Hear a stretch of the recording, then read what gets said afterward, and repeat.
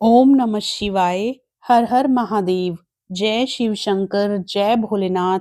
आप सभी को सोमवती अमावस्या व्रत की हार्दिक शुभकामनाएं। अमावस्या का हिंदू धर्म में खास महत्व होता है। सोमवार को पड़ने की वजह से इस अमावस्या को सोमवती अमावस्या के नाम से जाना जाता है। इस दौरान पितरों की पूजा होती है। दिसंबर माह में सोमवती अमावस्या 30 दिसंबर 2024 सोमवार के दिन है। ये इस साल की आखिरी अमावस्या है। जो लोग इस दिन व्रत रखते हैं और इसकी व्रत कथा की महिमा का गुणगान करते हैं, उन्हें सौभाग्य का वरदान मिलता है। तो आइए आज के दिन हम सभी पूर्ण श्रद्धा और विश्वास के साथ सोमवती अमावस्या की व्रत कथा को सुनते हैं। प्रेम से बोलिए शिव शंकर भगवान की जय, माँ पार्वती की जय। एक साहूकार के 7 बेटे और 7 बहुओं के साथ एक बेटी भी थी। साहूकार के घर एक दिन एक साधु आया, जिसे साहूकार की बहू ने भिक्षा दी। तब साधु ने उनकी सभी बहुओं को सदा सौभाग्यवती होने का आशीर्वाद प्रदान किया। पर साधु को जब साहूकार की बेटी भिक्षा देने गई तो उसने उस लड़की से भिक्षा नहीं ली और बोला कि तेरे भाग्य में सुहाग की जगह दुहाग लिखा है। लड़की को उस साधु की यह बात बहुत बुरी लगी, पर वो चुप ही रही। कुछ दिन बाद उसने अपनी माँ से साधु के द्वारा कही हुई वो बात बताई। सारी बात सुनकर उसकी माँ ने कहा कि कल जब साधु आएगा तब मैं सुनती हूँ कि वह क्या कहता है और ऐसा क्यों कहता है। अगले दिन फिर साधु आया तो साहूकारनी छिपकर बैठ गई और लड़की को भिक्षा देने के लिए भेजा। साधु ने फिर उससे भिक्षा नहीं ली और फिर वही बात दोहराई कि तेरे भाग्य में सुहाग की बजाय दुहाग लिखा है।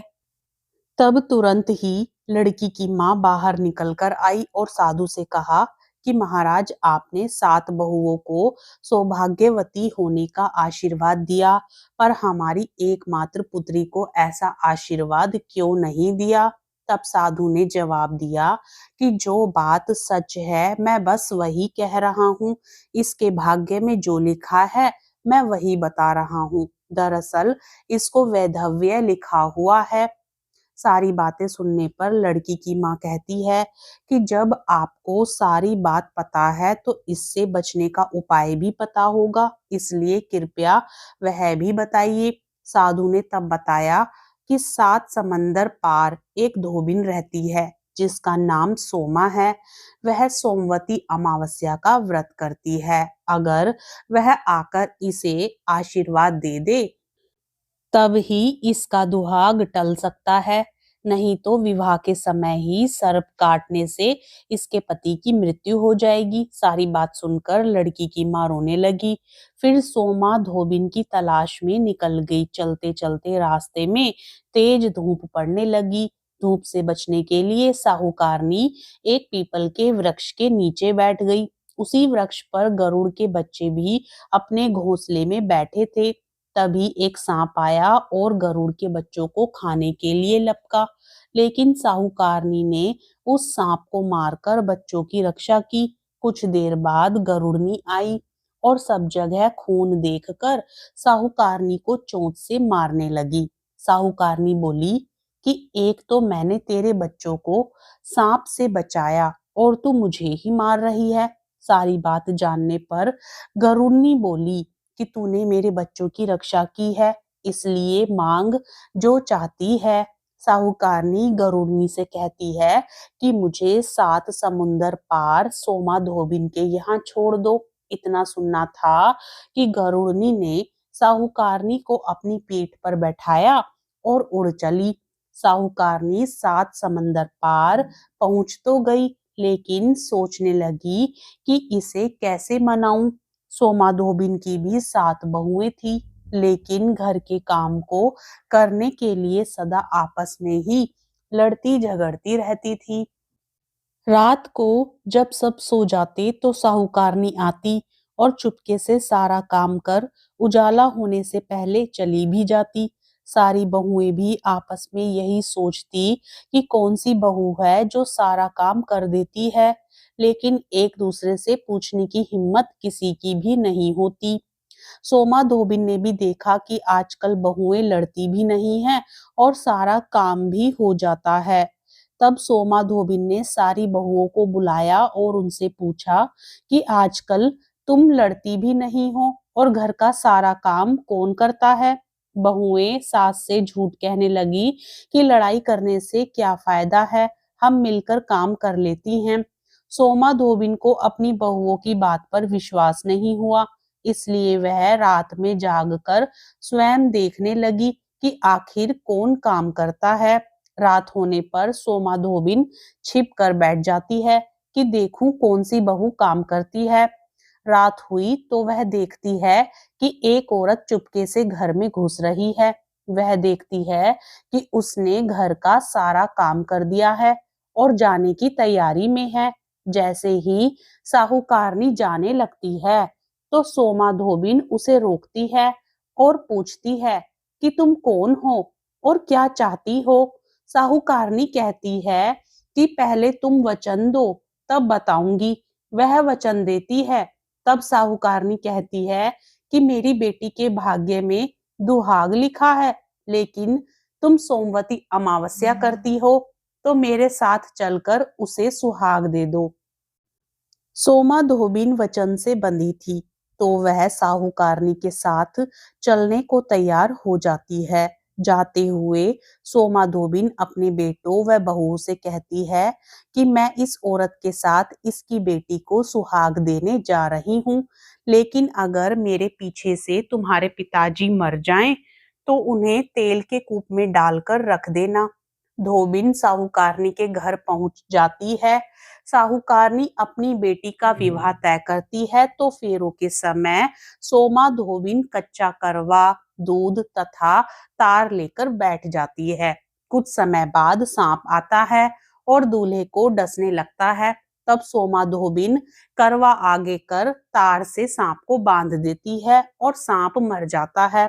अब सोमा धोबिन ने लड़की को सुहाग दे दिया और कहा कि जितनी अमावस्याएं मैंने की हैं, उन सभी का फल साहूकार की इस लड़की को मिलेगा और अब से आगे जो अमावस्याएं मैं करूंगी, उनका फल मेरे पति व बेटों को मिलेगा। सभी लोग सोमवती अमावस्या की जय जयकार करने लगते हैं। सोमा धोबिन अपने घर वापस जाने को तैयार हुई तो साहूकारनी ने कहा कि तुमने मेरे जमाई को जीवन दान दिया है, इसलिए तुम जो चाहो मांग लो। सोमा धोबिन बोली कि मुझे कुछ नहीं चाहिए और वह चली गई। रास्ते में चलते हुए फिर से सोमवती अमावस्या आ गई। उसने पीपल के पेड़ के नीचे बैठकर कहानी कही, फिर व्रत रखा और पीपल के पेड़ की 108 बार परिक्रमा की। पीपल के पेड़ की पूजा के बाद वह घर जाती है तो देखती है कि उसका पति मरा पड़ा है। अब रास्ते में जो सोमवती अमावस्या उसने की थी, उसका फल अपने पति को दे दिया, जिसके प्रभाव से वह पुनः जीवित हो उठा। सब कहने लगे कि तूने ऐसा क्या किया जिससे तेरा पति जिंदा हो गया। तब सोमा कहती है कि मैंने तो ऐसा कुछ नहीं किया, बस रास्ते में सोमवती अमावस्या आ गई थी, जिसका मैंने व्रत किया, कहानी कही और पीपल के वृक्ष की 108 बार परिक्रमा की। तब सारी नगरी में ढिंढोरा पिटवा दिया गया कि हर कोई सोमवती अमावस्या करेगा, पूजा करेगा, व्रत रखेगा, कहानी कहेगा और पीपल के वृक्ष की 108 बार परिक्रमा करेगा और कहेगा कि हे सोमवती अमावस्या, जैसा आपने साहूकार की बेटी को सुहाग प्रदान किया, वैसा ही सबको देना। कहानी कहते सुनते सब परिवार को सुहाग देना। प्रेम से बोलिए सोमवती अमावस्या की जय। प्रेम से बोलिए शिव शंकर भगवान की जय, माता पार्वती की जय। अब सोमवती अमावस्या की कथा संपूर्ण होती है। अब आप सुनिए सोमवती अमावस्या के दिन सुनी जाने वाली भगवान गणेश और बुढ़िया माई की कथा। जो भी कोई भक्त आज के दिन इस कथा को सच्चे मन से सुनता या पढ़ता है, उसके जीवन के सारे कष्ट दूर हो जाते हैं। सोमवती अमावस्या पर गणेश जी की यह कथा जरूर सुननी चाहिए। एक बुढ़िया माई थी, मिट्टी के गणेश जी की पूजा करती थी। रोज गणेश जी की मूर्ति बनाती है और वो रोज ही गल जाती थी। उस बुढ़िया के घर के सामने एक सेठ का मकान बन रहा था। बुढ़िया माई मकान बनाने वाले कारीगर के पास जाकर बोली, भाई, मेरे मिट्टी के गणेश जी रोज गल जाते हैं, आप मेरी पूजा के लिए पत्थर के गणेश जी बना दो, आपकी बड़ी कृपा होगी। मकान बनाने वाला कारीगर बोला, माई, जितनी देर में हम तुम्हारे लिए गणेश जी बनाएंगे उतनी देर में तो सेठ जी की दीवार पूरी कर देंगे। बुढ़िया ये सुनकर दुखी मन से अपने घर वापस आ गई।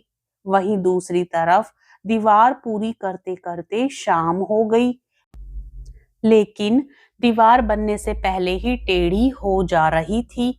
शाम को सेठ जी आए, उन्होंने पूछा कि आज कुछ काम नहीं किया। तब मकान बनाने वाले कारीगर ने बुढ़िया माई वाली बात बताई। तब सेठ जी ने बुढ़िया माई से जाकर कहा, माई, तुम हमारी दीवार सीधी कर दो तो हम तुम्हें सोने के गणेश जी बनवा कर देंगे। गणेश जी ने यह सुनते ही सेठ जी की दीवार सीधी कर दी। सेठ जी ने बुढ़िया माई को पूजा के लिए सोने के गणेश जी बनवा कर दिए। गणेश जी को पाकर बुढ़िया माई बहुत प्रसन्न हुई। हे विनायक जी महाराज, जैसे आपने सेठ जी की दीवार सीधी करी, वैसे ही कहते सुनते हमारे भी सभी कार्य सीधे करना। प्रेम से बोलिए विनायक जी महाराज की जय। आपको आज की कथा पसंद आती है तो वीडियो को लाइक जरूर करें, और यदि आप चैनल पर पहली बार आए हैं तो चैनल को सब्सक्राइब भी जरूर करें। कमेंट बॉक्स में हर हर महादेव जरूर लिखें।